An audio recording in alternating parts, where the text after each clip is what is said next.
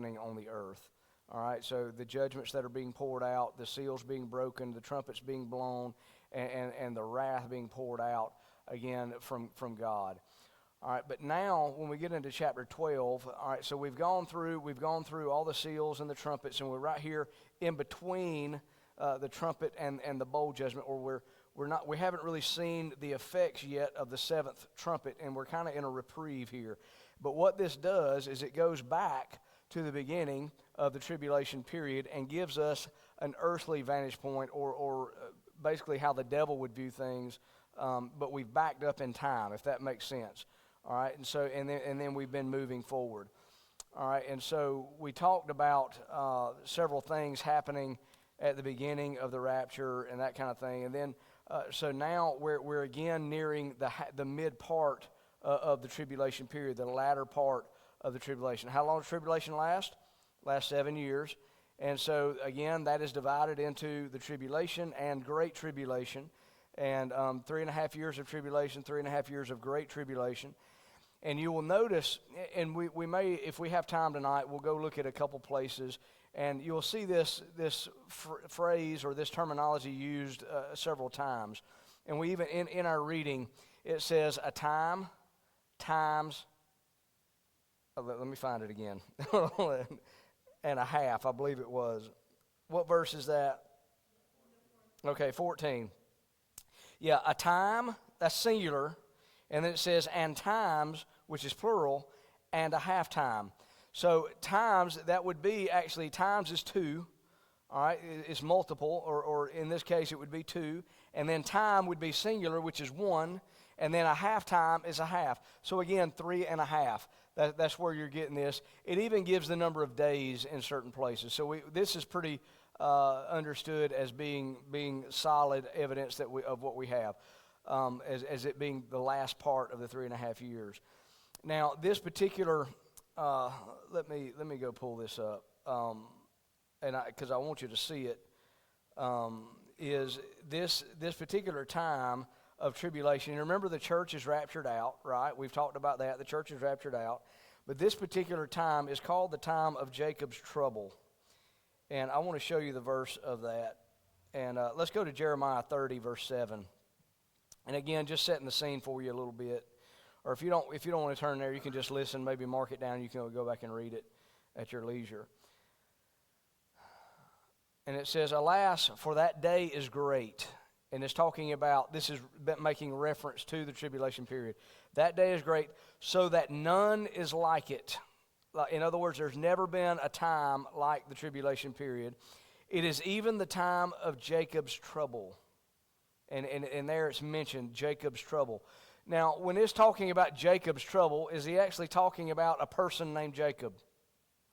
What is this referring to? This is referring to Israel. All right, that's what this is referring to. So this is the time of Jacob's trouble, or the time of Israel's trouble, the time of Israel's suffering. And I think the suffering is twofold. I'll get to that in a minute. And then it says, even the time of Jacob's trouble, but he shall be saved out of it. And it's interesting that was written all the way in the Old Testament by Jeremiah, and this is actually going to come to pass in these verses that we're looking at in Revelation. So the type of suffering, by the way, let me just say, go to Matthew. This again speaks of it. Matthew 24, verse number 21. And if you want to hold your finger here or put something there to hold this place, we're going to go back to here a time or two in Matthew 24 tonight. But Matthew 24, verse 21, it says, for then shall be great tribulation. And remember, in Revelation chapter 12, the last part, we're talking about the last 3.5 years. So what would the last 3.5 years, what is it called? It's called great tribulation. So this is what this is referring to. Verse 21, for then shall be great tribulation, such as was not since the beginning of the world to this time, no, nor ever shall be. So in other words, what Jesus is saying here is that there is a time of Jacob's trouble, of Jacob's suffering, that has never happened like this before in any of human history. As a matter of fact, there's nothing like this ever going to happen after this time either. This is going to be the worst season of persecution and chastening, I would say, in the history of Israel. Now, and when you look back across Israel history, we've went over this in brevity. We went over this a little bit in previous lessons on this. But when you think about all of the history of Israel and think about the suffering that they have gone through, think about the Babylonian captivity, think about the Romans destroying Jerusalem, and I can't remember, but millions of Israelites died in around AD 70 when the temple was destroyed, Jerusalem was destroyed, all of that.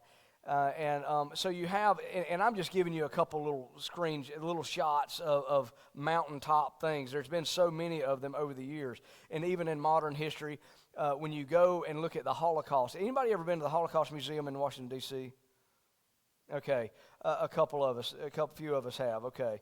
And if you ever go there, it says something to this effect. It'll say, so that we remember what happened, because there are some people who want to say that these things never happened, and honestly, this was some of the worst travesties and horrors that man can experience, and Israel experienced these things with gas chambers and all sorts of experimentation and just what do you call it, the camps, the concentration camps, starvation. You name it, they experienced it, okay? And Israel has experienced that. So within that Holocaust Museum, they want you to see these pictures. They want you to see these things so that it would never happen again. That's really so that they would remember it never happened again. But I want you to take note. Even recently, within the last few years, we had Hamas invading and killing babies and killing mamas and all those kind of things. You remember when they did that, and they're still holding hostages even now, and they're battling even now over there because of those things. But so all these things, all these travesties have happened in Israel. You remember we talked about this all the way from in the Garden of Eden. You know, when these wars began, when really the war between God and Satan, and he takes it out on the earth and on man, and it has been played out over the course of human history. And so they have experienced a lot of awful things. But I'm going to tell you, it's nothing like what is coming. There's nothing. They've not experienced anything like what is about to happen in the tribulation period, in the Great Tribulation. And again, this is called the time of Jacob's trouble. This is the time of Israel's trouble. Unlike, again, the Bible even says it. There's never been a time before this like this, and there's never going to be a time after like this. This is a very trying time for Israel, a very horrific time for Israel. And I think to some degree, and I think the argument could be made, I think the reason for this is twofold. I think on one hand, I think part of this is the chastening of the Lord, because when you think about Israel in times past, them being disobedient and them being stiff-necked, the Bible, that's a word that was used, it's stiff-necked. You stiff-necked and untoward generation, you know. And God would allow things to happen to Israel to bring them back to Himself. You see it over and over. Why did the Babylonians come in and take over? Why were they taken into captivity? It was because of their disobedience and because of their rebellion against God. I mean, you can't chalk it up any other way.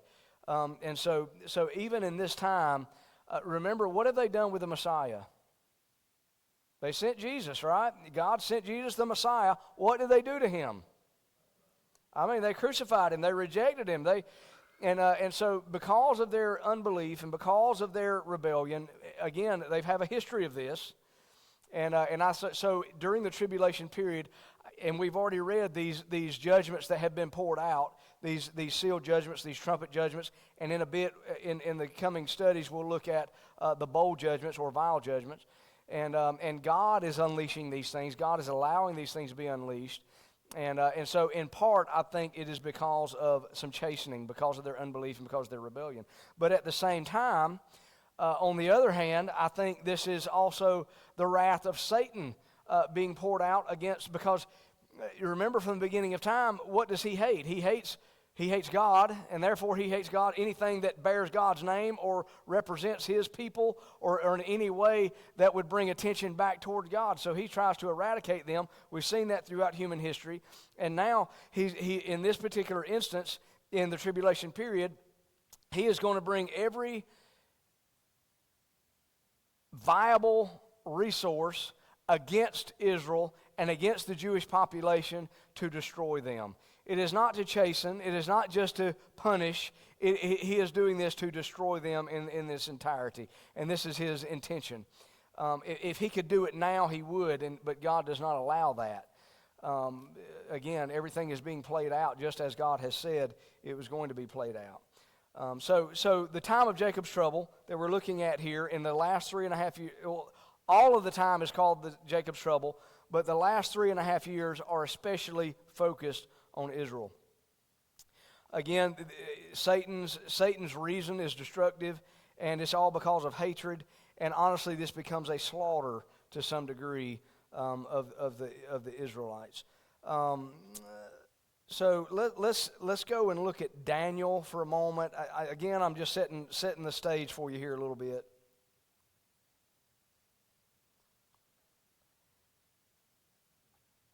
Daniel chapter 12.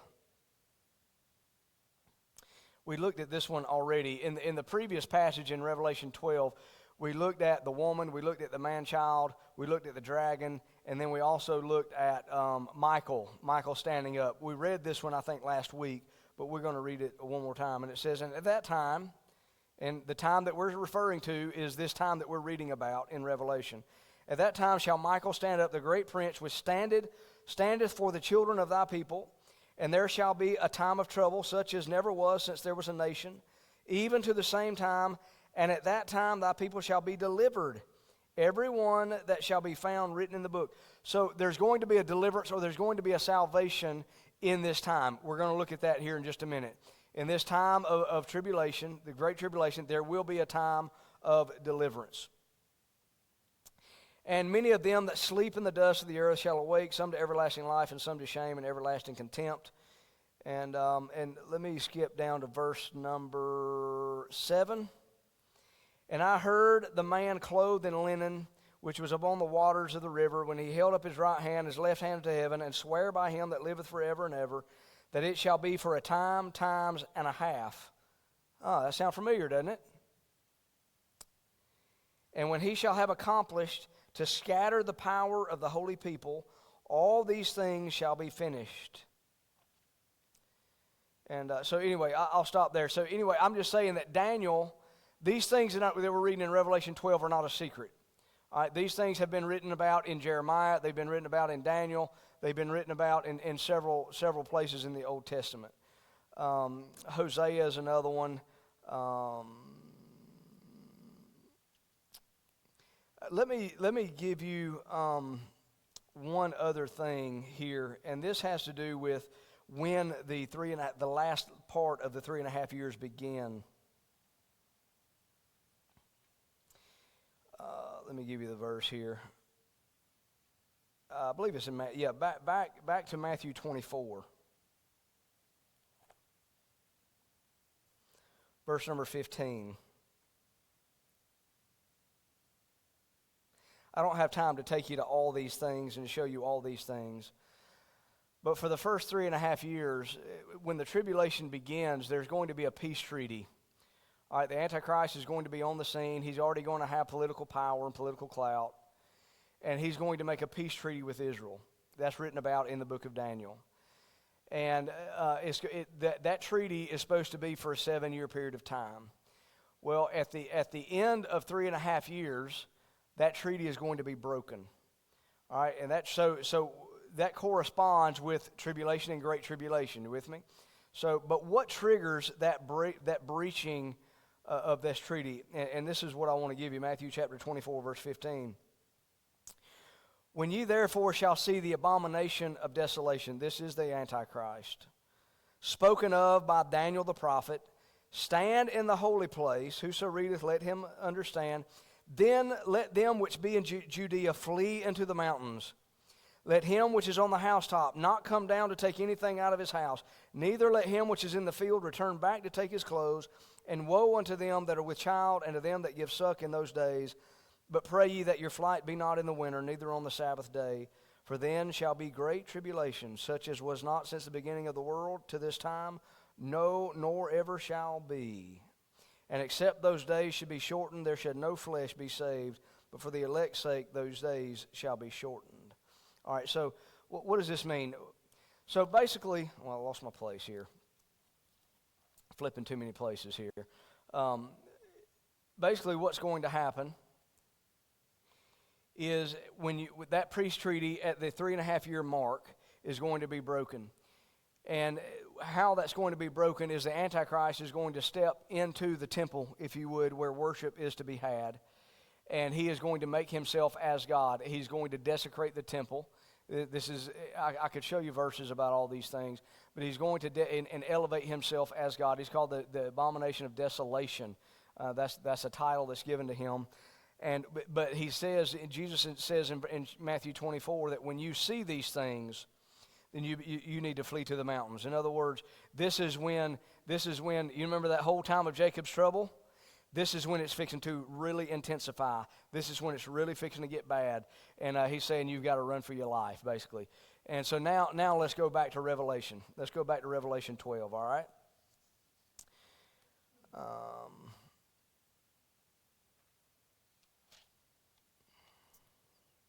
So the attention now, Satan's attention, remember he's been cast out of heaven. All of his angels have been cast out with him. He has no more access to heaven. We talked about that last week. And so he is confined to the earth now. And so all of his attention is being turned to God's people or the Jewish people, all right, Israel.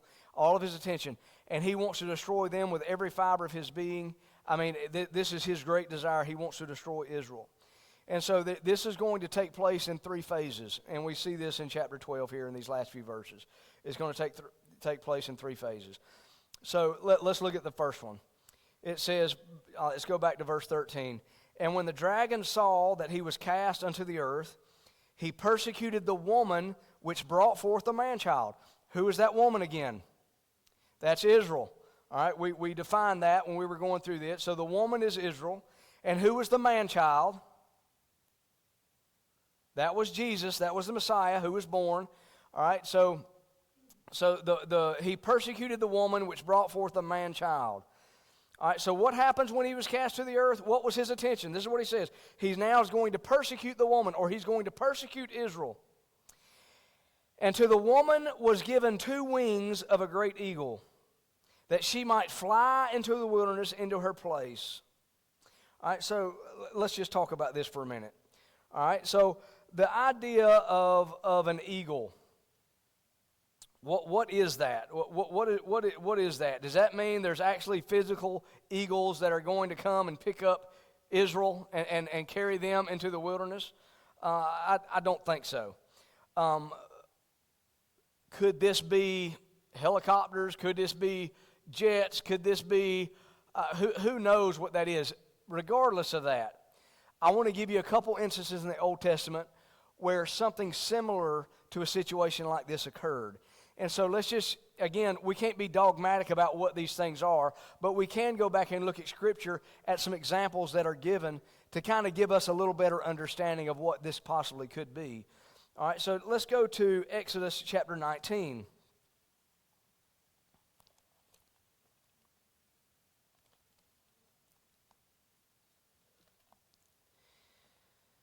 And let me say, a lot of times when you don't understand something that you're reading in the Bible, usually there's another place in the Bible that will give a little different explanation to help you understand what you are reading.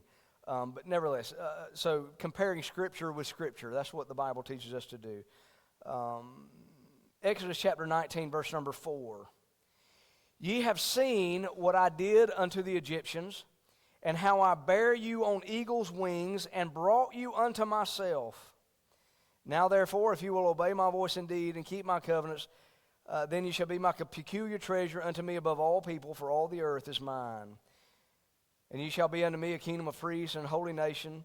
These are the words which thou shalt speak unto the children of Israel. What is he referring to? He's actually referring to what God did to the Egyptian army at the time when they were leaving Egypt.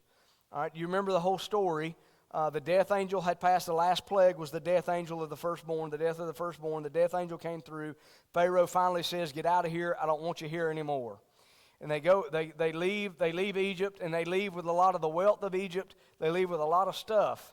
And here they are, they're going out into the wilderness, and now Pharaoh has a change of heart, and he says, "Okay, man, we're going to run them down like grasshoppers in the wilderness now with our chariots and our spears and our swords and our bows and all those kind of things." And here they are, they're standing at the brink of the Red Sea, and now they're all in fear because, they're blaming Moses at this point. And he says, "Oh, you just brought us out here to kill us in the wilderness." You remember the story. And then God does something. You remember the Red Sea was parted, and they crossed on dry land. And here they go. They cross on dry land. And now what happened to the army behind them? God puts himself behind Israel and in between, and they go across, and here they go across, and then what happens after they cross? The waters recede, and they come back, and it kills the Egyptian army, right? And so, again, and he makes a reference here that I bore you on eagle's wings. What does that mean? Well, I think, could it be that perhaps he gave some kind of divine speed to their travel? I mean, that could be. Could it be that it just is referring to, I'm going to protect you? You know how a mama bird, you know how they protect and brood with their wings, like that. Could it be some type of protection? It could be. And again, I don't think we can be dogmatic. And I had another verse written down about that. It was in Deuteronomy, but for some reason it's not on my notes here.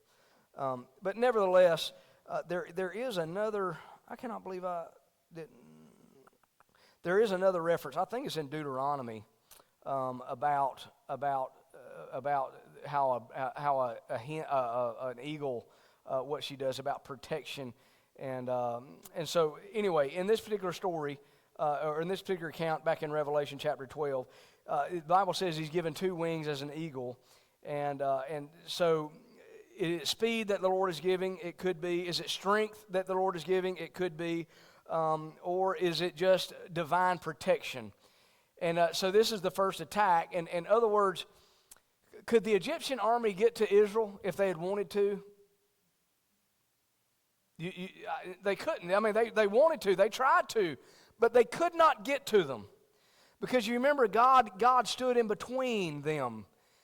But then he makes a reference, he bore them on eagle's wings. So could it be that God is going to supernaturally intervene and not allow the armies or the pursuing, if you would, the pursuing Satan and his cohorts to actually catch them? So there's going to be some type of divine protection. That's the only thing I can surmise from this. I can't tell you how. I can't tell you anything else. We have a couple examples, but that's one example that I gave you there.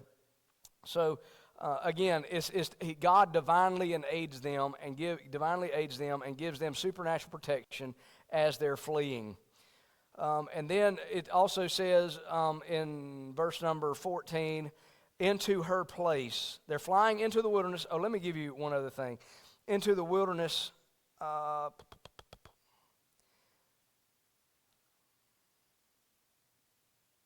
Okay, the wilderness is considered.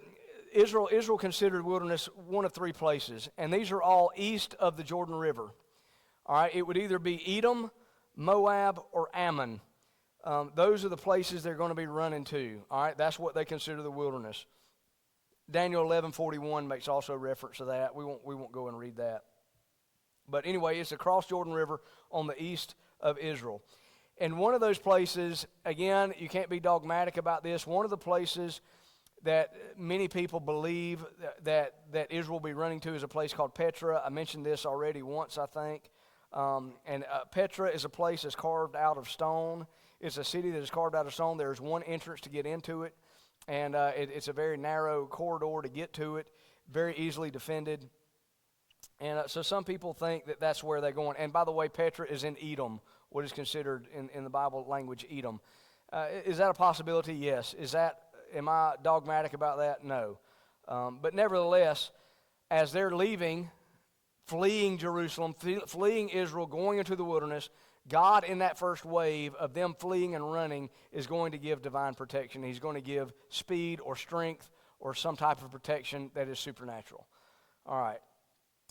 And it says, into her place. Again, we don't know exactly. It says, where she is nourished for a time and times and a half time from the face of the serpent. So for 3.5 years, there is going to be provision for Israel in this place. What type of provision that is, we're not really told that. Some think that there are going to be Gentile nations that are going to come to the aid of Israel in that and possibly help during that time, bringing aid, humanitarian aid to them in that instance. That could be. Could it resort back to a time when God sends manna from heaven again? It could. Could he send quail again? He could. We don't know exactly yet. Can he make water come out of a rock in the wilderness? Yes, he can. He can do all that. But nevertheless, there is a place that is prepared that God has for Israel to be at, where they're going to be protected and they're going to be cared for, they're going to be nourished, they're going to be fed. I mean, you even have times in the Bible where, you remember Elijah, he was fed by a raven. I mean, who knows how God's going to do that? All we know is, look, they're going to be taken care of. That's what he's saying here. Into her place, and again, times and a half time from the face of the serpent. And again, it's called serpent in verse 14, and verse 13 is called the dragon, still the same person, and that is Satan. All right. Again, he is going to basically be ruling by proxy, if you would, through the Antichrist and the false prophet. Let's go down now. Well, let me give you one other thing about divine protection. You remember how it says Michael will stand up in that day. Remember that? And we already saw the war in heaven. We talked about that already. And I'm just speculating here, but could it be that Michael and his angels are now standing in between Israel and Satan's cohort, Satan's armies? I don't know, but is that a possibility? It could be. Who knows? Nevertheless, there's going to be divine protection. All right, so let's go down to 15. And the serpent cast out his mouth. Again, this is attack number 2. So attack number 1 was on Israel and while they were fleeing. All right, while Israel was fleeing. And Satan could not get to them because of that divine protection. So now he's coming up with a different strategy. Verse 15, and the serpent cast out of his mouth water as a flood after the woman, that he might cause her to be carried away of the flood. Now, we really do not know what this is. I will give you a couple references here. But we're going to look at Jeremiah and Daniel. Go to Jeremiah chapter 46. When it's talking about a flood coming out of his mouth, is that a literal physical flood? Water? I mean, that can be a possibility.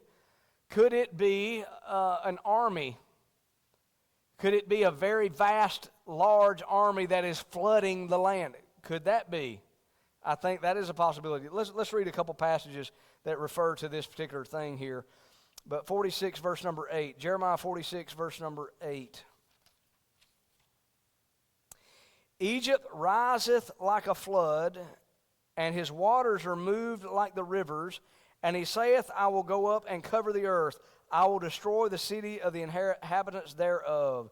So you see that figurative language again. It's talking about Egypt covering the earth, or Egypt taking over the earth by a flood. And again, this could be referring to the Nile River. It used to flood all the time, and using that as an advantage could be, whether that or just using it as a just figurative language there. But Jeremiah also 47 verse number 2, over one chapter. Thus saith the Lord, behold, waters rise up out of the north, and shall be an overflowing flood, and shall overflow the land, and all that is therein, the city and them that dwell therein. Then the men shall cry, and all the inhabitants of the land shall howl. And anyway, and so again, it mentions something like a flood there overflowing the land. Back to Daniel.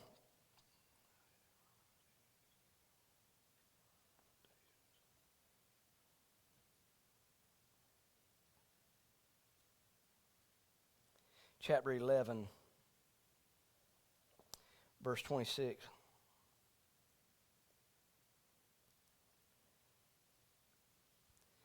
Yea, they that feed of the portion of his meat shall destroy him, and his army shall overflow, and many shall fall down slain.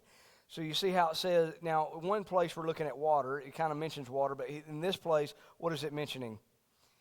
It's mentioning an army that's overflowing. In other words, an army that is inundating the land. And so back in chapter 12, is that figurative? Is it literal? Is it water? Is it an army? I don't know, and we could speculate on that. But let's read it again. Verse 15, and the serpent cast out of his mouth water as a flood after the woman. So, but again, we know who the target is. We know the woman is Israel. We know that Satan is bearing down on her. He couldn't get to her as they were fleeing, and now they're in their place. They're being sustained. They're being protected, and now he's doing something to try to overwhelm them, to try to overcome them. And then that he might cause her to be carried away of the flood. He wants to destroy it.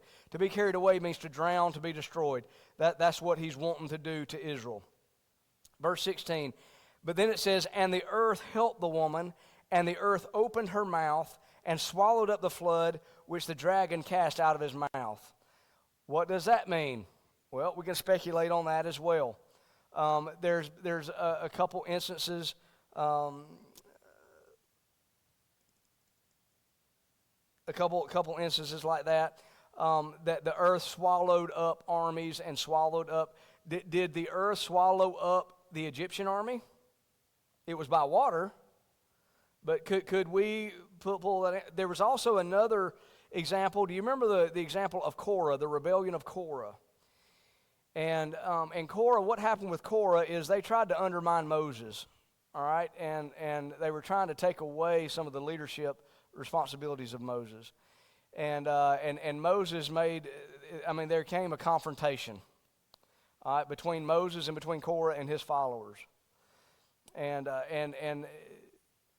basically Moses said, okay, if you're going to die a supernatural death. In other words, it's not going to be a natural death. If you're right, then or if you're wrong, you're going to die a supernatural death that all of Israel will know that you were wrong. And so in the process of time, that next day or whatever, that there was a showdown between Moses and Korah, and actually the earth opened up and swallowed up Korah and his followers. So that's an example as well. Now, one interesting thing that we've already looked at throughout these plagues and these tribulations that we've studied already is the amount of earthquakes that we've had in this period. So the Bible talks about several earthquakes just in the passages we've read over the last many weeks. In the first 3.5 years, there's earthquakes. In the last 3.5 years, there's great earthquakes. As a matter of fact, about middle ways, it says that there's going to be an earthquake like the world has never seen. And there's the islands are going to be no more. The mountains are going to be removed. It's going to be a great, great earthquake. And is it a possibility that one of these earthquakes coincide with this particular time when the earth opens up and swallows up either an army or whatever device, a flooding device or whatever that Satan has concocted against Israel? But nevertheless, this particular attempt to eradicate Israel is going to fail as well. You remember we read back in Daniel where it says it's going to be a time of Jacob's trouble, but he's going to save them or he's going to deliver them. This is where it's coming to pass. So the first attack is when they were fleeing, and God's going to give them speed and protection as they go to their place in the wilderness. And then while they're in their place in the wilderness, there's going to be a flood of some sort, whether it's an army, whether it's actual physical water, whatever it is.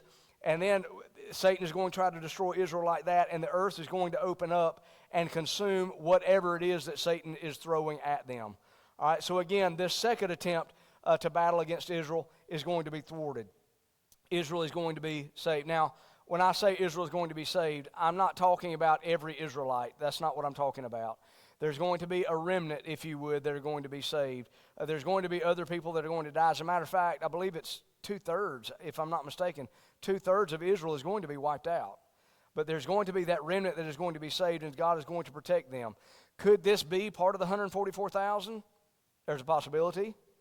Could this be, we're speculating on a lot of that stuff. I'm just saying there is a remnant that God is going to protect and preserve, that they're going to enter into that. They're going to last through the tribulation, and they're actually going to enter into the millennial reign. There's going to be a portion of the seed of Abraham that is going to enter into the millennial kingdom, and God is protecting them in these two instances. So he can't defeat Israel. He's tried to defeat them as they were fleeing. He's tried to defeat them in their stronghold or in their place in the wilderness. And then in verse 17 it says, and the dragon was wroth with the woman. In other words, he is so angry, he is so furious now that he can't get to them because they have protection. Was wroth with the woman and went to make war with the remnant of her seed, which keep the commandment of God and have the testimony of Jesus Christ. So now his attention has been all on Israel. And there's been 2 attacks already, right? And now the 3rd attack, he realizes that he's not going to be able to overcome whatever it is that God has in place to protect those Jews, those Israelites. And now he's going to turn his attention to the remnant of her seed. Who is that? The remnant of her seed. Could these are possibly other Israelites? It could be that. Could there be some Gentiles in this? It could be, because here's the thing. When it talks about when you're in Christ, you're grafted in and all that, and of the seed of Abraham, we're of the seed of Abraham through faith, not through blood, but through faith. So could there be Gentiles in that? And by the way, later on when you get into the millennial, it talks about nations. So there's going to be the nation of Israel, but there's going to be other nations as well that make it into the millennial kingdom. Or survivors, but in this case, that he's going to turn his attention to the remnant of believers. All right, he's already been trying to hunt them down, and so all of his fury and all of his wrath is going to be turned to those who, again, trust Christ, because it says here, and have the testimony of Jesus Christ. What has Christ done for you? He saved us. Well, I bear his testimony. This is what he's done for me. Those that bear his testimony, those that receive Christ, those are his followers, those are to God's children. His attention, Satan's attention, is going to be turned to them to try to eradicate any mention of God and any mention of his people. So anyway, that's the war that, again, is going to be raging, and not just. Mainly what we're dealing with here is the latter part of the tribulation, the last 3.5 years, where it intensifies and turns directly toward Israel, and then again towards the seed of Israel. All right, I think that's a good stopping place. All right, I hope all that makes sense. A lot of information there, but I hope that makes sense. So really 3 battles, if you would, or 3 attempts to battle by Satan. Again, the first one while they're running, while they're fleeing. And again, the Bible tells us it's a time like never has been before. There's going to be death and destruction like there's never been before. But he's chasing Israel, and God is protecting Israel as they're running to their stronghold, to their place in the wilderness that's prepared. And then once they're prepared, he brings this flood, whatever that is. It could be an army, could be against their place in the wilderness, and of course the earth opens up and swallows up that danger, that enemy, and so Satan can't get to that stronghold. They are divinely provisioned, they are divinely protected, and Satan can't get to them. And then at that point he turns his attention to the remainder of all other believers that are on the face of the earth at that point. And so again, his intention is clear. His intention is to destroy. That's what he does. And so, as a matter of fact, one other thing that I read and I thought was interesting, I'd never thought of it this way before, was when, where it says, when Jesus, I believe it's in Matthew 24, where he says, they will say in that day that there are Christ, there are Messiahs, and it says, don't believe them. And I heard somebody say that he was going to use false messiahs and false prophecies to try to lure Israel out of their place in the wilderness. You understand what I'm saying? To try to lure them out so that he can get to them. I thought that was an interesting take on that. Whether it's true or not, I don't know. I just thought it was interesting. But nevertheless, So, again, we're nearing the end of the tribulation period. There's still some rapid-fire judgments that are going to be happening when we get there. Chapter 13 is still dealing with that little reprieve in between when the seventh trumpet blows and what we see as the result of the seven trumpets, the seventh trumpet. And so, but we'll continue that next time in beginning in chapter 13. All right? All right, let's have a word of prayer. All right, Father, again.